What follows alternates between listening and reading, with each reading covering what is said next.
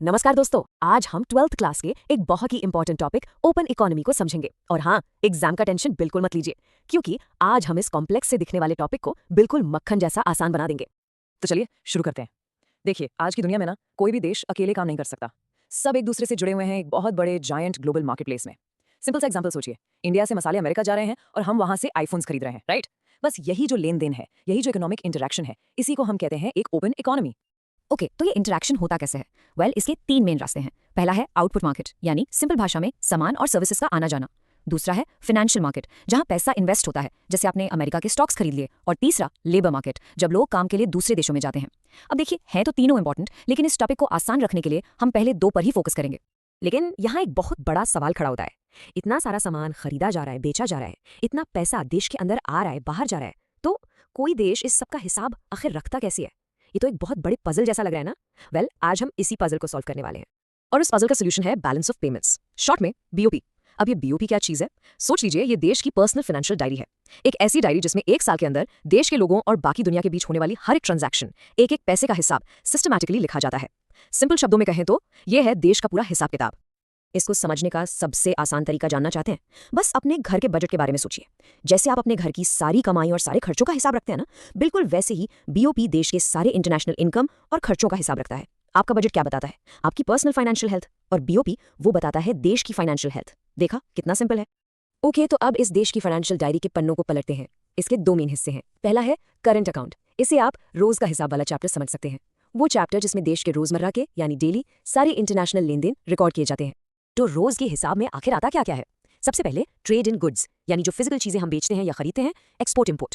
फिर आता है ट्रेड इन सर्विसेज, जैसे इंडिया अपना सॉफ्टवेयर बेच रहा है या विदेशी टूरिस्ट यहाँ आकर पैसा खर्च कर रहे हैं। और तीसरा ट्रांसफर पेमेंट्स। ये थोड़ा अलग है। ये वो पैसा है जो एक तरह से फ्री में आता जाता है। इसका बेस्ट एग्जाम्पल है जब विदेश में काम करने वाले लोग अपने घर पैसा भेजते हैं। इसको कैलकुलेट करना भी काफी सीधा सा है। देखिए, हमने दुनिया को सामान और सर्विसेज बेचकर जितना भी कमाया, यानी हमारे एक्सपोर्ट्स, उसमें से उनसे खरीदने पर जो हमने खर्च किया यानी इंपोर्ट्स, उसे माइनस कर दीजिए। और फिर इसमें जो भी नेट ट्रांसफर्स आए हैं उन्हें ऐड कर दीजिए। बस ये आ गया आपका करंट अकाउंट का बैलेंस। चलिए, डायरी का पहला पन्ना यानी रोज का हिसाब तो हो गया। अब चलते हैं दूसरे इंपॉर्टेंट पन्ने पर, कैपिटल अकाउंट। याद है, करंट अकाउंट रोज का हिसाब था, तो कैपिटल अकाउंट को आप बड़ी इन्वेस्टमेंट्स और सेविंग्स का हिसाब समझ लीजिए। इसमें रोज के खर्चे नहीं आते, इसमें आते हैं देश के बड़े बड़े फाइनेंशियल डील्स। तो इसमें क्या क्या आता है? इसमें आती हैं बड़ी चीजें, जैसे कि इन्वेस्टमेंट्स। सोचिए, जब कोई विदेशी कंपनी इंडिया में एक पूरी फैक्ट्री लगा देती है, जिसे हम एफडीआई कहते हैं। फिर आते हैं एक्सटर्नल बोरोइंग्स, यानी जब हमारा देश विदेश से लोन्स लेता है। और आखिर में एक्सटर्नल असिस्टेंस, जैसे दूसरी सरकारों से जो मदद मिलती है। ये सारी चीजें ऐसी हैं जो देश के एसेट्स और लायबिलिटीज पर एक लंबा असर डालती हैं। ओके, तो अब हमने दोनों अकाउंट्स समझ लिए, लेकिन क्या होगा जब इन अकाउंट्स में कमाई और खर्चा बराबर ना हो? तब क्या होता है? क्या देश को फायदा होता है या घाटा? इसका लॉजिक बिल्कुल सिंपल है। वापस अपने घर के बजट पर आइए।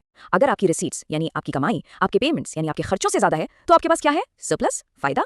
और अगर उल्टा हुआ, कमाई खर्चे से कम है, तो आपको क्या हुआ? डेफिसिट, सीधा सीधा घाटा। और अगर दोनों बराबर है तो अकाउंट बैलेंस्ड है। देखा, बिल्कुल आपके घर के बजट जैसा। लेकिन यहाँ एक बहुत बहुत ही जरूरी सवाल उठता है। मान लीजिए किसी देश के करंट अकाउंट में घाटा है, यानी डेफिसिट है, मतलब उसका रोज का खर्चा उसकी रोज की कमाई से ज्यादा है। तो क्या इसका मतलब देश बर्बाद हो रहा है? क्या ये बहुत बड़ी टेंशन की बात है? और यहीं पर आता है सबसे बड़ा ट्विस्ट। इकोनॉमिक्स का एक गोल्डन रूल है।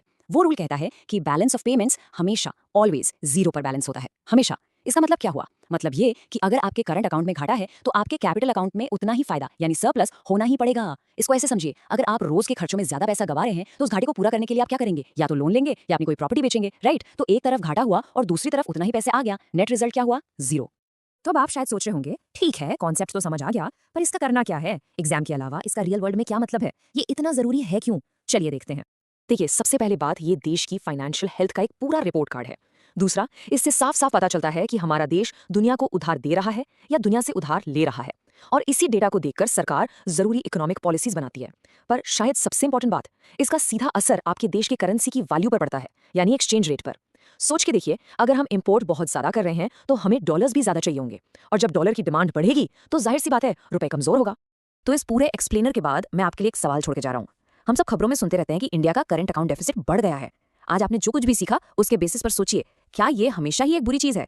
क्या एक करंट अकाउंट डेफिसिट हमेशा एक प्रॉब्लम ही होती है? इस पर जरूर सोचना। ऐसे ही अच्छे वीडियोस देखने के लिए LLB स्टूडेंट अड्डा को फॉलो करें एंड सब्सक्राइब करें।